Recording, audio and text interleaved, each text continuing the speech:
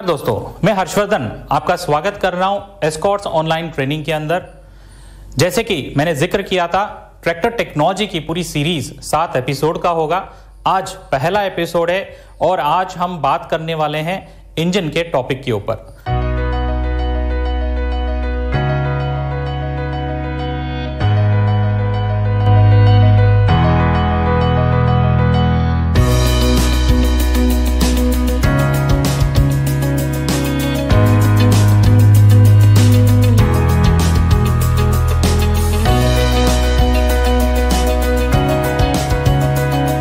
तो पहले हम जान लें कि जब ट्रैक्टर आप देखने जाते हो या खरीदने का सोचते हो तो खाली बाहर की टेक्नोलॉजी, बाहर कैसे दिखता है, बाहर क्या फीचर है, वही आपको जानने को मिलता है। मगर इस एस्कॉर्ट टेक्नोलॉजी सीरीज के अंदर आप बाहर ही नहीं, ट्रैक्टर के अंदर जो टेक्नोलॉजी उपलब्ध है उनकी बारीकी से जानकारी भी आपको मिलेगा। जैसे कि आप यहां देख सकते हो, engine, clutch, gearbox, steering, hydraulics, crown pinion और रिडक्शन और आखिर में पीटीओ। तो ये सारी 7 एपिसोड के अंदर हम हर एक टेक्नोलॉजी के बारे में पूरी जानकारी देने की कोशिश करेंगे। तो आज का जो टॉपिक है वो है इंजन। इंजन टेक्नोलॉजी की अगर बात करें तो ये बहुत ही इंपॉर्टेंट रोल प्ले करता है पूरे ट्रैक्टर के अंदर, क्योंकि पूरी ट्रैक्टर को ये ताकत या पावर पैदा करता है और सप्लाई भी करता है। अगर इसकी वर्किंग की बात करें हम तो ये केमिकल एनर्जी से मैकेनिकल एनर्जी में कन्वर्ट करता है और ट्रैक्टर में डीजल के इंजन होते हैं। इंजन टेक्नोलॉजी अगर जानना चाहोगे तो ट्रैक्टरों में अक्सर आता है एवीएल टेक्नोलॉजी। जर्मन की भाषा के अंदर एवीएल का पूरा मतलब होता है इंस्टॉल्ड वर्बतनून क्राफ्ट मशीनिन लिस्ट। अगर इसको मैं इंग्लिश में अनुवाद कर रहा हूं तो यह हो जाता है institute of internal combustion engines, जो स्थित है ऑस्ट्रिया देश के अंदर, जो जर्मनी में आता है। जो एस्कॉर्ट की ब्रांड है, फार्म ट्रैक और पावर ट्रैक ट्रैक्टर, इन्होंने किया क्या है, उस एवीएल टेक्नोलॉजी के अनुसार इंजन अपने फैक्ट्रियों में बनाते हैं। आइए जानने की कोशिश करेंगे कि एवीएल टेक्नोलॉजी होता क्या है और इंजन में क्या क्या बदलाव होते हैं। तो पहला चीज जो सबसे मुख्य है उसका नाम है हेलिकल एयर इनटेक।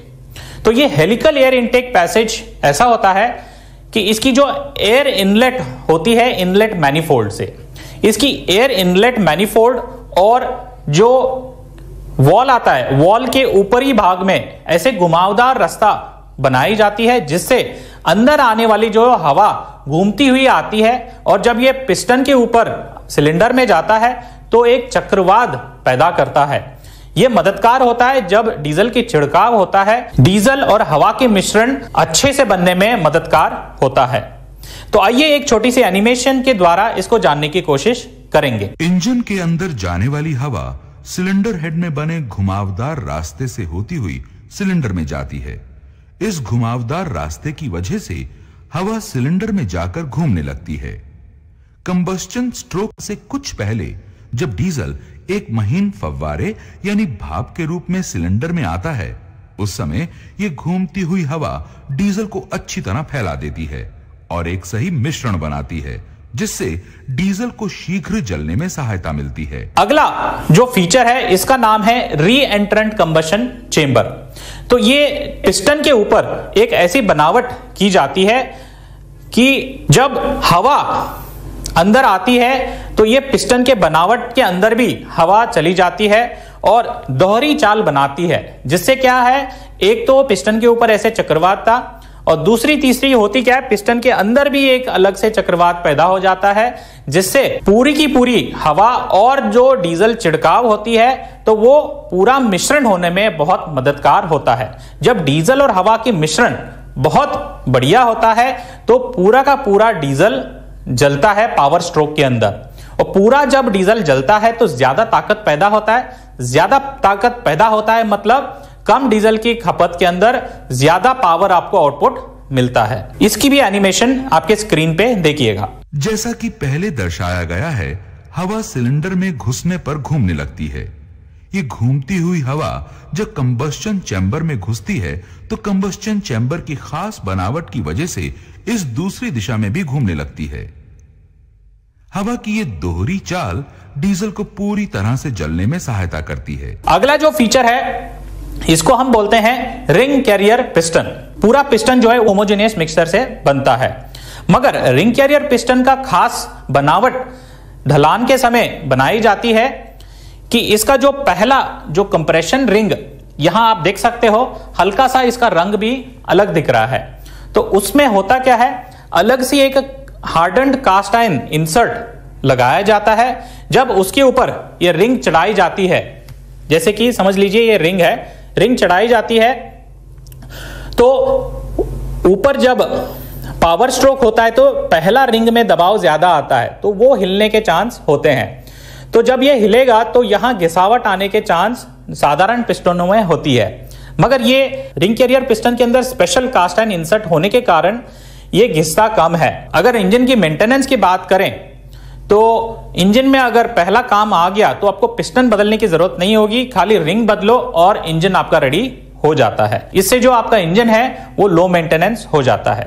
आइए स्क्रीन पे इसका भी एक एनिमेशन हम देखेंगे। पिस्टन के ऊपर वाले हिस्से को सबसे ज्यादा तापमान और दबाव का सामना करना पड़ता है, इसलिए ऊपर वाले रिंग के खांचे में स्टील की एक इंसर्ट ढलाई के समय ही डाल दी जाती है। इसकी वजह से ऊपर वाले रिंग के खांचे को अतिरिक्त सुरक्षा मिलती है, जिससे पिस्टन की उम्र बढ़ती है और पिस्टन को पहले ओवरऑल के समय दोबारा इस्तेमाल किया जा सकता है। चौथा पॉइंट जो है उसको हम बोलते हैं स्पेशल ऑयल रिंग।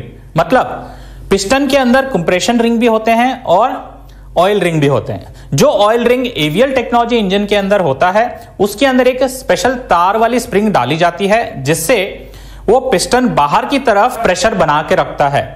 और सिलेंडर के अंदर जब ये पिस्टन ऊपर नीचे होता है तो ज्यादा जब तेल लग जाता है सिलेंडर में तो उसको पूरा खरोच के नीचे संप में गिरा देता है, ताकि कंबशन टाइम के अंदर तेल ना जले।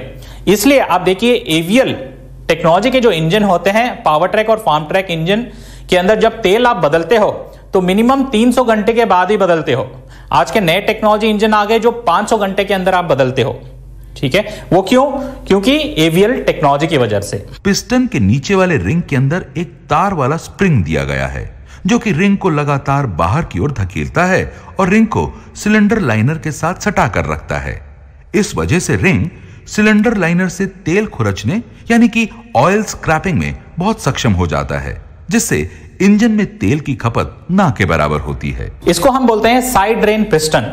माने एक तो ऑयल रिंग हो गया जो खरोच लेता है ज्यादा तेल को सिलेंडर से, उसको नीचे गिराने के लिए आपको स्पेस चाहिए। तो ये साइड ड्रेन ऐसे मददगार होता है, जब वो ऑयल खरोच लेता है तो ये स्पेशल खांचे उस तेल को नीचे गिरने में बहुत मदद करते हैं और वो तेल जाके नीचे सम्प के अंदर, ऑयल सम्प के अंदर कलेक्ट हो जाते हैं, फिर वो रिसर्कुलेट फिल्टर होके लुब्रिकेशन में चले जाते हैं। पिस्टन के ऑयल स्क्रैपिंग रिंग के नीचे विशेष खांचे दिए गए हैं।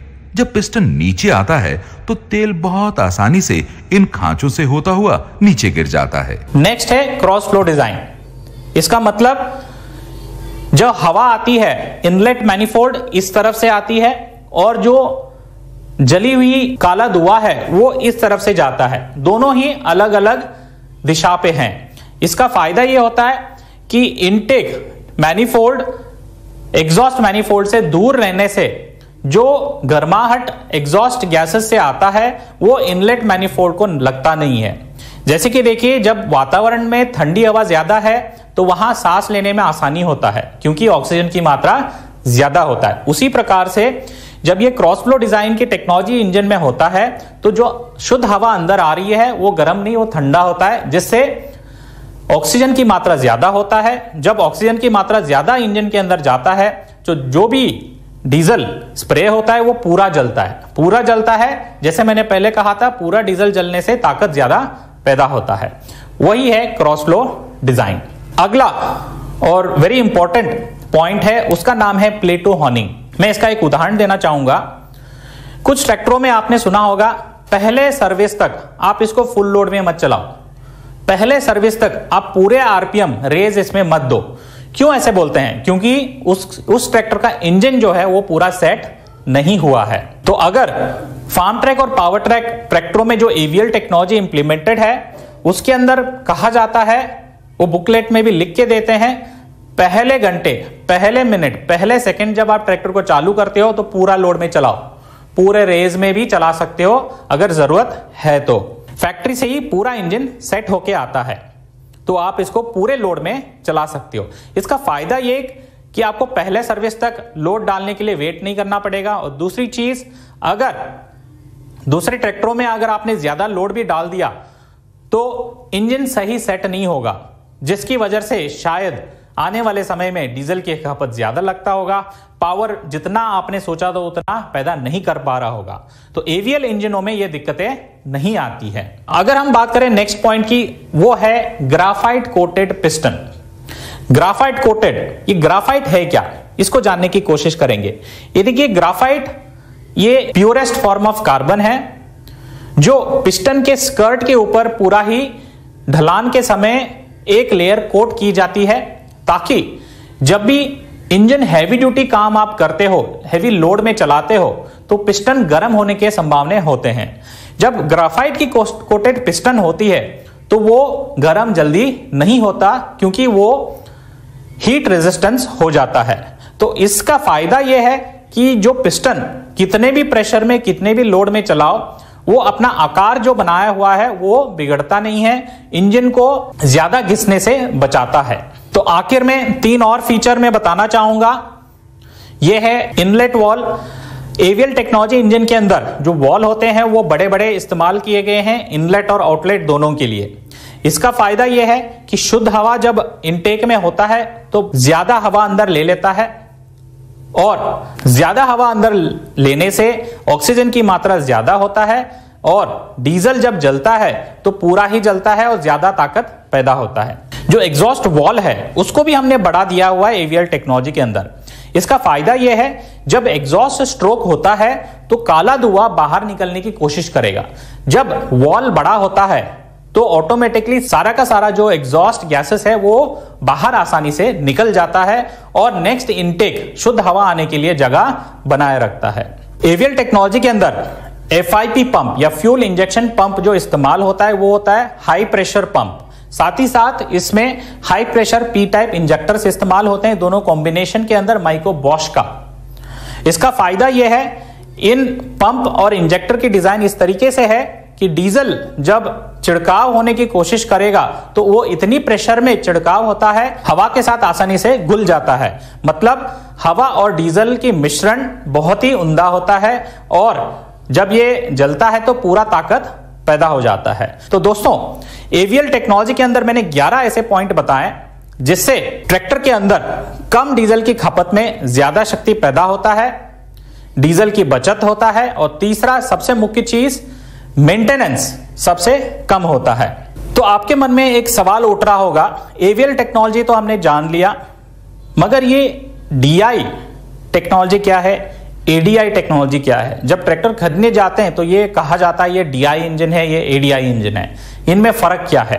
तो इस सवाल का जवाब है, DI का मतलब है डायरेक्ट इंजेक्शन इंजन, और ADI का मतलब है एडवांस डायरेक्ट इंजेक्शन का इंजन। तो DI से भी ADI जो होता है वो एडवांस्ड होता है। कैसे, आइए जानते हैं। ADI engine equal to full AVL technology engine.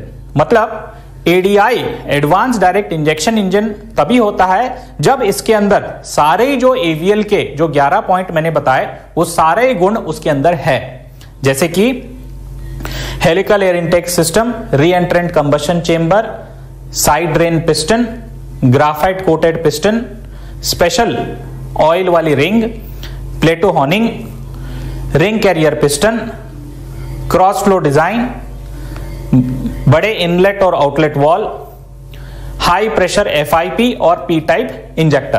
तो ये 11 के 11 गुण अगर एक इंजन के अंदर है तो उसको हम बोलते हैं फुल एवीएल इंजन, और वो हो जाता है एडवांस डायरेक्ट इंजेक्शन इंजन।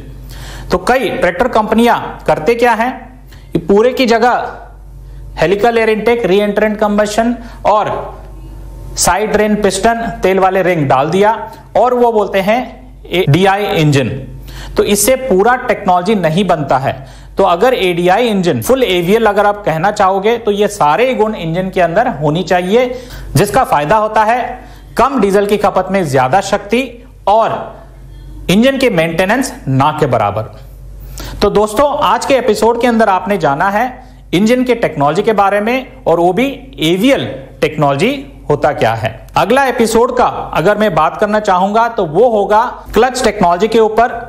तो हम अगले हफ्ते अगले शनिवार को मिलेंगे। हम बात करेंगे क्लच टेक्नोलॉजी के अंदर कितने अलग अलग प्रकार होते हैं और क्लच के मटेरियल के अंदर कितने अलग अलग प्लेट उपलब्ध है मार्केट में, और क्लच के अंदर जो स्प्रिंग यूज होती है उसमें कितने प्रकार होते हैं, कौन से उपकरण के लिए कौन सा क्लच फायदेमंद होता है। तो दोस्तों मैं आशा करता हूं अगले शनिवार को फिर हम मिलेंगे ट्रैक्टर टेक्नोलॉजी सीरीज के अंदर दूसरे एपिसोड में जो है क्लच टेक्नोलॉजी के ऊपर। इस चैनल को सब्सक्राइब करना ना भूलिएगा, साथ ही साथ बेल आइकन पे जरूर क्लिक कीजिए ताकि आने वाले सारे एपिसोड को आप मिस ना करें।